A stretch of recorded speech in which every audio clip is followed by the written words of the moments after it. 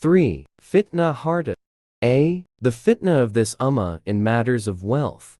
Allah Almighty says, "Know that your wealth and your children are fitna, and Allah has with him a great reward." Al-Anfal 8:28. We say, the direction of the fitna with them, wealth and children, is because they are causes that distract people from fulfilling their religious obligations and make them neglect their efforts to obey Allah. Allah Almighty says, "And indeed Aaron had said to them before, O my people, you are but a temptation to him, and surely your sustainer is the most merciful. So follow me and obey my commands." Taha 20:90. We say, this verse hints at a fitna in the form of a calf idol, into which the children of Israel had fallen. Even today, they are still falling into the filth of idolatry of the calf, which leads them to worship wealth and use it for blatant evil. But the golden calf has now been transformed into pieces of gold that are worshipped as something other than Allah. Ka'b bin Layad, may Allah be pleased with him, reported, "I heard the Prophet, peace and blessings of Allah be upon him, say, Verily, every ummah has a fitna, and the fitna of my ummah is wealth." Sunan at-Tirmidhi in Az-Zuhud. An Atsar from Hudhayfa radiyallahu anhu, "Every ummah has a haste, and the haste of my ummah is in the matter of dirhams and dinars." Hr ad-Daylami. We say, this hadith and Atsar indicate that the ummah of Muhammad, peace and blessings of Allah be upon him, or some of them, will fall for the calf fitna, but in a different form. Abu Hurairah, may Allah be pleased with him, reported that the Prophet, may Allah's peace and blessings be upon him, said, "Woe to the servant of the dinar, dirham, blanket, and robe. If given he is pleased, if not given, he is not pleased." Sahih al-Bukhari. Woe to the servant of the dinar, dirham, blanket, and robe. If given he is pleased, if not given, he is not pleased. Sahih al-Bukhari. It is also said that the word slave is used to describe the one who is immersed in the love of this world and its desires, like a prisoner who cannot free himself. The dinar makes him a slave because of his love and greed. Whoever becomes a slave to his lusts cannot be trusted. With the words, "Only to you do we worship," so it is impossible for one who has this trait to be an honest person. Global explanation. These hadiths and ahadith clearly indicate that the majority of the fitna that afflicts and tests this ummah is wealth and all that accompanies it, in the form of luxury, vanity, rivalry, and jealousy, and then murder. The word wealth also includes positions and positions, because both are considered as tools to obtain wealth. Just as the fitna that struck the children of Israel was the golden calf that they worshipped, and this fitna led to massive disbelief, with rampant killing among themselves. So the ummah of Muhammad, peace and blessings of Allah be upon him, will fall into the fitna of the calf in another form, namely wealth, because of which some of them have power over others, and because of which some of them act despotic towards others. Wealth becomes the standard and parameter for expressing pleasure and wrath.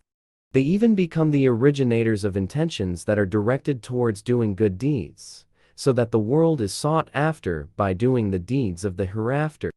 These are the forms of worship of wealth and the expansion of deviant ideals because of it. B. The causes that lead to one's falling into the fitna of property, and the consequences that arise from it. Abdullah ibn Amr ibn Ash radiyallahu anhuma reported that the Messenger of Allah, peace and blessings be upon him, said, "When it is open to the Persians and Romans, what kind of people will you become?" Abdurrahman bin Auf said, "We would say as Allah has commanded us." The Messenger of Allah, peace and blessings of Allah be upon him, said, "Or else you will compete with each other, then you will envy each other, then you will turn your backs on each other, then you will hate each other, or something like that. Then you will abandon the poor of the Muhajirin. Then you will make some of them cut the throats of others." Sahih Muslim in Az-Zuhud. Explanation. This hadith explains that the opening up of Persia and Rome and the transfer of their wealth to the Muslims led to competition among the Muslims for control. This was the beginning of evil and a change in thinking. Muslims were originally educated to compete for the glory of the hereafter and to turn away from the world. When the scales tipped, people's hearts became focused on the world, even though it was not big enough to fulfill everyone's desires or satisfy their lusts. That is when they fall into mutual envy. Mutual envy is the inevitable result of people outdoing each other in the affairs of this world and their pursuit of it. What drives envy in people is the belief that the world is not large enough to fulfill everyone's desires, even though the world itself is only a village of needs, not a village of desires. This is where wishful thinking moves people's hearts to deprive others of their blessings, and then directs their behavior to make that happen. The inevitable result of malice is the loss of faith, because the two cannot come together in one's heart. The next result is mutual hostility and hatred. This is the fitna. The attitude of turning their backs on each other resulted in wars and killing each other. This was the price of the calf that the children of Israel had to pay. From this, we see that wealth and the various fitna for it have entered the Muslims in all their forms and problems. See, when are poverty and wealth considered fitna that man should seek protection from? Sa'd radiyallahu anhu enjoined 5 things, and mentioned that they were from the Prophet peace and blessings of Allah be upon him, and that he commanded us to seek refuge from them. O Allah, I seek refuge with you from miserliness. I seek refuge with you from cowardice. I seek refuge with you from being returned to the worst of ages, senility. I seek refuge with you from the fitna of this world, the fitna of the Dajjal, and I seek refuge with you from the torment of the grave. Sahih al-Bukhari in Ad-Dawa. In another narration, I seek refuge with you from the fitna of wealth, and I seek refuge with you from the fitna of poverty. Sahih al-Bukhari in the book of Ad-Dawa. Explanation. It is well known that poverty and wealth are part of the destiny of Allah, the one who divides sustenance and life. Poverty is controlled by patience, while wealth is controlled by gratitude. With patience and gratitude, people will be protected from the taint of fitna in the 2 states, poor and rich. Wealth and poverty do not make a person bad or good. The badness or goodness is only in the things that are associated with them, and the level that wealth and poverty reach in the rich and the poor. If poverty brings a person to the point of forgetting his position as a servant of Allah, and he becomes preoccupied with earning money, and turns away from obeying him, then this is the limit of the despicable person from whom the Prophet peace and blessings of Allah be upon him sought refuge. Likewise, when wealth is abundant, if it leads the owner to transgress, disobey, and disbelieve in Allah's blessings, then that is when wealth becomes a fitna for the owner and a cause of his destruction.